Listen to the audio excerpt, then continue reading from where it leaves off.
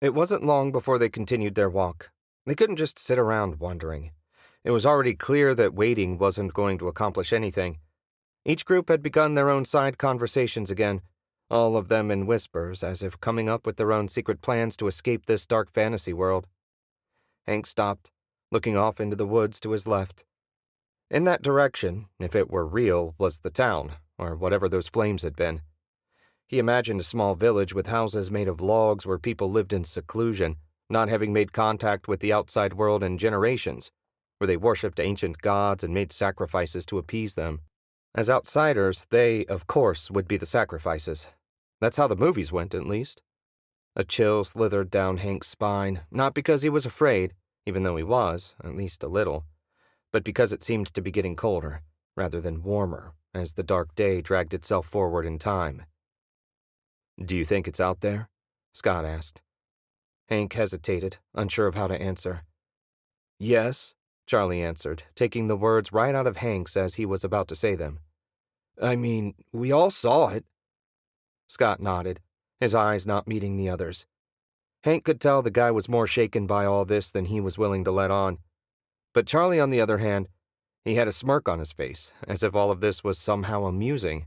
Charlie was about to say something else when there was a noise. Hank turned quickly, looking into the darkness, into the direction they had come from. He was expecting to see Jennifer and the old couple, but they had already passed.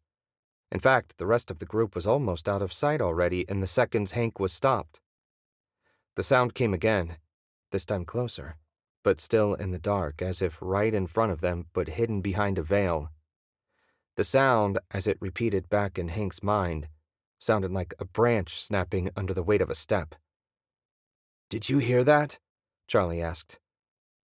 "What are you doing?" Jackie called back. Hank glanced her way for a second but didn't answer.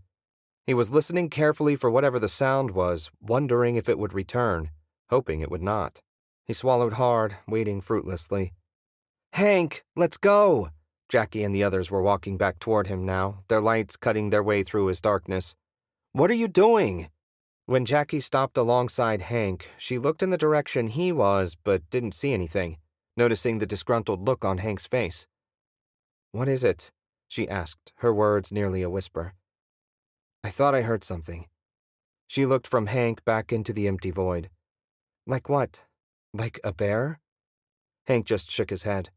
He had no idea what he'd heard, nor if he had really heard anything at all. Given how far out in the woods they were, it was likely nothing more than a wild animal scampering through the brush, or even just a breeze blowing a branch in just the right way.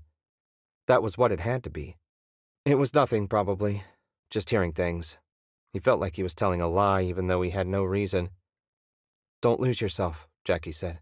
"The situation is bad enough. We can't start seeing things, and we have to stick together. No more stopping without letting everybody else know. We don't need to be splitting up." Her smile was warming, but her eyes were firm and demanding. His stopping, he thought, had frustrated her more than she was nice enough to say, and he understood why. She turned around. "We have to get going." He almost responded, "Why?" but stopped himself. It was a serious thought, though. Why did they have to be in a hurry? It wasn't like they had to get down the hill before dark. That ship had sailed and then some. It was a little cold, but not enough to really hinder their travels. So what reason did they have other than fear? But fear was enough, he answered for himself. Fear was enough to make a person do a lot of things, like hear sounds in the woods and wonder if it was a monster even though he knew monsters didn't exist. Not under the bed like he was afraid of when he was little, and not here in these woods. But there was plenty else to be afraid of, namely starvation and dehydration. The elements. Hungry wild animals. He followed to keep up with the others, not wanting to lose track of them or push Jackie's buttons. Their flashlights lit the trail a pale yellow. The trail itself seemed to be barely there. On their way up, the trail was well defined, easy to keep track of. Now it was less like any of that and more like misplaced hope.